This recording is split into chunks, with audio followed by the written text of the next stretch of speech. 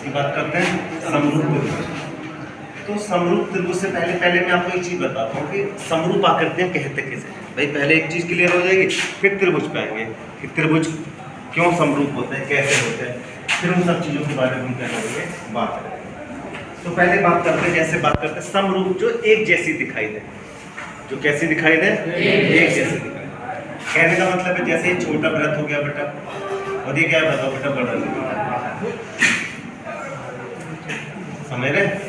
अब एक चीज़ और मैं बताता हूँ, मैं कोई पूछे आपसे कि समरूप के एक दो एग्जाम्पल दे दो, तो आप देखेंगे दो हाथ हमारे, ये देखो एक दूसरे के क्या बिल्कुल समरूप, मतलब एक जैसे दिख रहे हैं, नहीं दिख, दिखने में एक जैसे, क्या होना चाहिए, दिखने में एक जैसे। समरूप मतलब नाम से पता, सम मतलब एक जैसे, रूप मतलब दिखने में।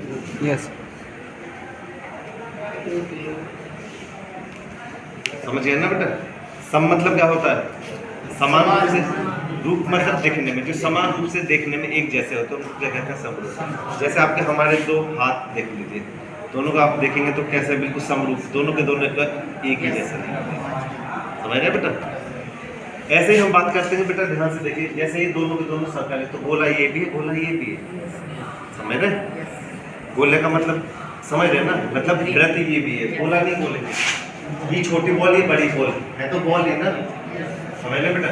एक सर्कल दूसरा सर्कल, और एक बात ध्यान से देखो बेटा, मान के चलो ये आपका स्क्वायर है छोटा वाला, और ये क्या है आपका बड़ा स्क्वायर, तो है तो स्क्वायर ही ना दोनों के दोनों। समरूप मतलब दिखने में तो एक जैसे ना। जैसे आप मार्केट में जाते हो, मार्केट में जा करके वो देखते हो ना, ट्यूब जो बनाने वाला रहता है, ऐसे कोई छोटा होता है बेटा, कोई बड़ा भी होता है, तो होते तो ट्यूब भी है ना। और आपको पता है उसमें रेड वाला एक जैसा बनाना होता है, ग्रीन वाला, वाइट वाला, ब्लू कलर होता है बेटा, ग्रीन होता है, ये सब उसमें 6 कलर होते हैं, सही है ना, क्योंकि 6 साइड होती है, 6 फेस। जैसे आप याद करिए, हम लोगों ने डिस्कस किया था कि इसमें 9th क्लास में कि जी जैसे हम इस कमरे में बंद है, तो ये कैसा है हमारा क्यूबॉइडल है, मतलब कैसा घनाकार है भाई, एक ऊपर एक दो हो गए, 3 4 5 6, तो 4 सरफेस होंगी, और सबकी ये सब चीज़ बराबर होती है, उसको घन कहते हैं। अगर नीचे वाली सरफेस ऊपर वाली सरफेस ये सब के सब क्या हो जाए, बराबर हो जाए, तो उसको क्या कहते थे हम लोग, घन कहते थे। और अलग अलग हो तो क्या कहते थे उसको, घनाकार कहते थे, मतलब घनाभ का, कैसे कहते थे उसको, घनाभ कहते थे।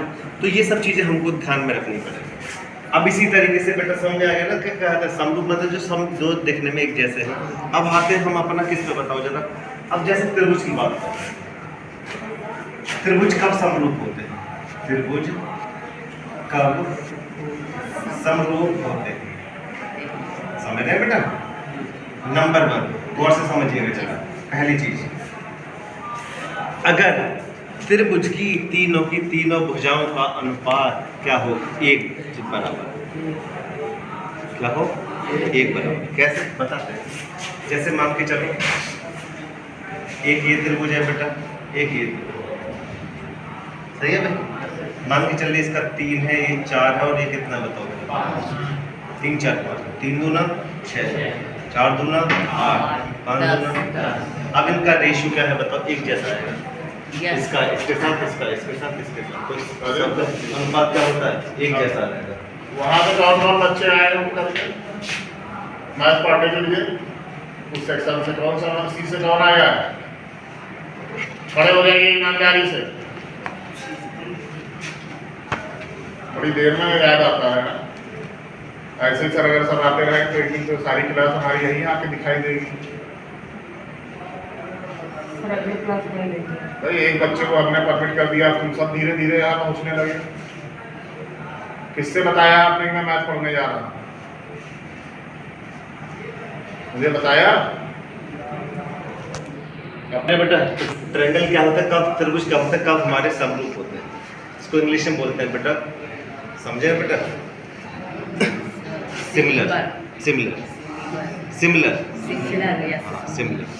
जो ट्रायंगल होते हैं कब हमारे क्या होता है, सिमिलर होते हैं। तो सबसे पहली कंडीशन तो ये हो गई बेटा।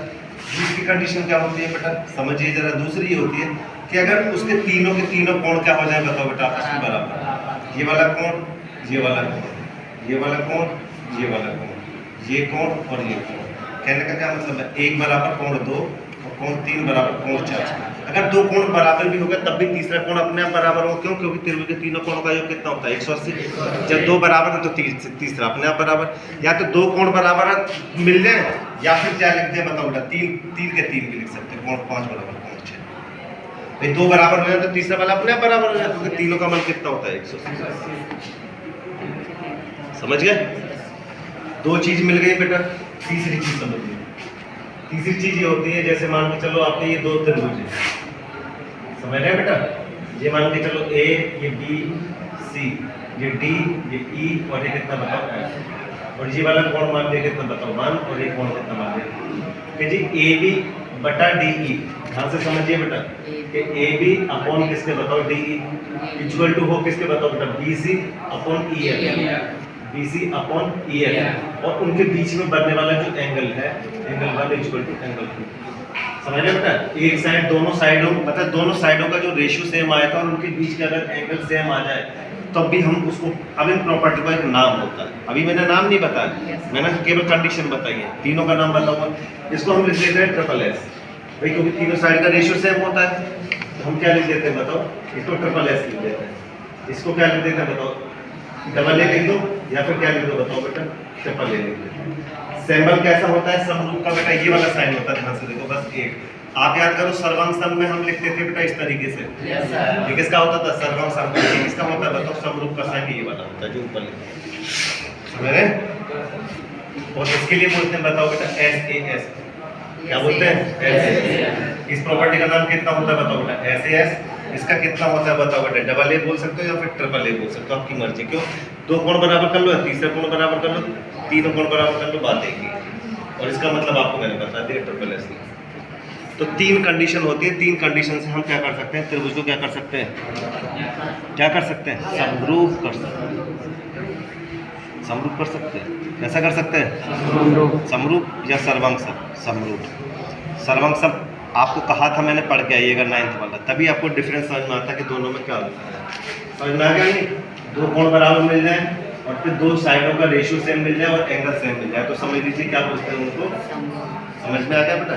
अब इसी से रिलेटेड आपकी पहली वाली एक्सरसाइज है बेटा। क्या है पहली वाली एक्सरसाइज? बिल्कुल सेम टू सेम है, इसे आप अपने आप कर लेंगे। ऑब्जेक्टिव है बिल्कुल पूरा का पूरा, जो मैंने आपको लिखाया है बिल्कुल सेम टू सेम, बिल्कुल वही का वही है। समझ रहे हैं बेटा? हाँ, पूरे का पूरा आपका वही का वही है, कोई दिक्कत नहीं है। कोई दिक्कत हो तो बताइए।